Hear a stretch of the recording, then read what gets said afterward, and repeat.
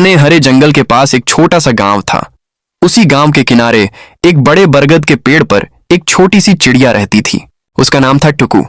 टुकू बहुत खुशमिजाज और बहादुर थी। वह पूरे दिन आसमान में उड़ती, नए नए स्थान देखती और मीठी आवाज में गाने गाती। लेकिन टुकू की एक आदत थी, उसे हमेशा नई चीजें जानने की इच्छा रहती थी। जंगल के अंदर क्या है, ये जानने के लिए वह बहुत उत्सुक रहती। गांव के दूसरे पक्षी उसे हमेशा कहते, जंगल के अंदर ज्यादा मत जाना, वहाँ बहुत खतरे हैं। लेकिन टुकू बहुत जिज्ञासु थी। एक सुबह सूरज की सुनहरी रोशनी पूरे जंगल में फैल गई।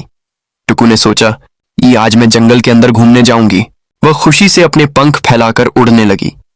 उड़ते उड़ते उसने बड़े बड़े पेड़, रंग बिरंगे फूल और सुंदर झरने देखे।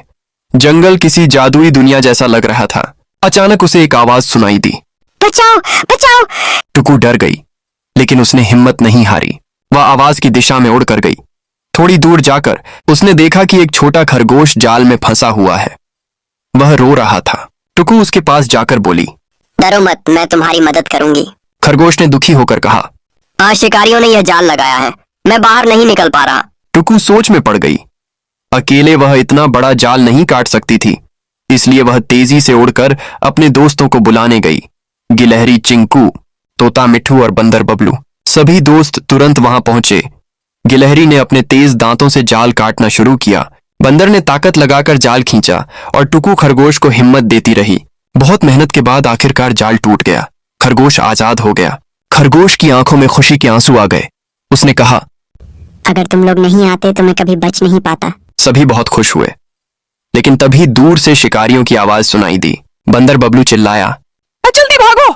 सभी तेजी से जंगल की ओर भागने लगे। टुकू आसमान में उड़कर सबको रास्ता दिखा रही थी। कुछ देर बाद वे एक सुरक्षित गुफा तक पहुंच गए। सबने राहत की सांस ली। टुकू को समझ आ गया कि सिर्फ बहादुरी ही काफी नहीं होती, दोस्तों का साथ भी बहुत जरूरी होता है। शाम होने पर सभी अपने अपने घर लौट गए। जाते समय खरगोश मुस्कुराकर बोला, आज से तुम सब मेरे सबसे अच्छे दोस्त हो। उस दिन के बाद जंगल के सभी जानवर एक दूसरे की मदद करने लगे। कोई भी मुसीबत में पड़ता तो सब मिलकर उसकी सहायता करते। और टुकू, वह सिर्फ एक बहादुर चिड़िया नहीं रही, बल्कि पूरे जंगल की सबसे प्यारी दोस्त बन गई। सीख, मिलजुल कर काम करने से बड़ी मुश्किल भी आसान हो जाती है।